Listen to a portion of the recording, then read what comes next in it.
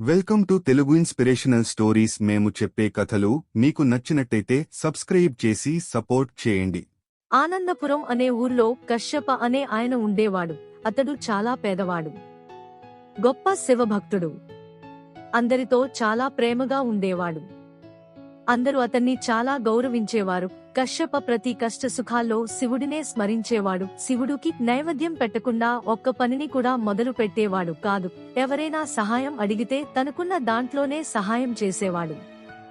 ఒకరోజు శివుడు కశ్యపుని భక్తిని పరీక్షించాలి అనుకున్నాడు. ఆ మరుసటి రోజు సాయంత్రం ఒక సాధువు రూపంలో శివుడు కశ్యప దగ్గరకు వచ్చాడు. సాధువు కశ్యపతో ఇలా అంటాడు: నాయనా, నేను చాలా దూరం నుంచి వస్తున్నాను. కాళ్ళు చాలా నొప్పిగా ఉన్నాయి. కాసేపు ఇక్కడ కూర్చోవచ్చా అని అడుగుతాడు. అప్పుడు కశ్యప అలాగే కూర్చోండి అంటాడు. కొంతసేపటి తరువాత సాధువు, నాయనా, నాకు చాలా ఆకలిగా ఉంది అంటాడు. అప్పుడు కశ్యప తన కోసం ఉంచుకున్న అన్నం సాధువుకి పెట్టాడు. ఇంకా తన కోసం తినడానికి ఏమీ లేదు. ఆ సాధువు అంత గమనిస్తున్నారు. కొంతసేపు తరువాత సాధువు, నాయనా, నీకు ఎవరు లేరా అని అడిగాడు. అందుకు కశ్యప పెద్దాయన, నాకు ఎవరూ లేరు, నాకు అంతా ఆ పరమశివుడే అని అంటాడు. అందుకు సాధువు, నాయనా, శివారాధనలో ఏమీ లేదు.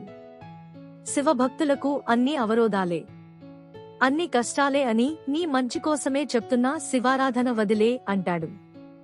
అప్పుడు కశ్యప పెద్దాయన, ఆ పరమశివుడే నీతో ఇలా చెప్పించి నన్ను పరీక్షించాలనుకుంటున్నాడు అనుకుంటా.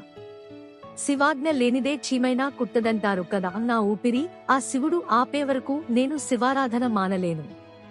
ఇప్పటికే చాలా ఆలస్యం అయింది, ఇంకా పడుకో పెద్దాయన అని పడుకుని నిద్రపోతారు.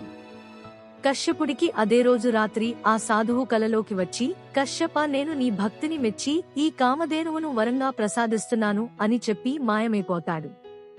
కశ్యప లేచి చూసేసరికి కామధేనువు ఇంటి ముందు ఉంటుంది. అది చూసిన కశ్యపకు తన ఇంటికి వచ్చింది సాక్షాత్తు ఆ పరమ శివుడే అని నమ్మి చాలా సంతోషించి ఆ కామధేనువును ప్రాణంగా చూసుకుంటాడు. ఆ రోజు నుండి కశ్యప జీవితం చాలా ఆనందంగా సాగిపోతుంది. అందుకే మన పనిని మనం చేస్తూ ప్రతిఫలాన్ని ఆ దేవుడిపై ఉంచాలి.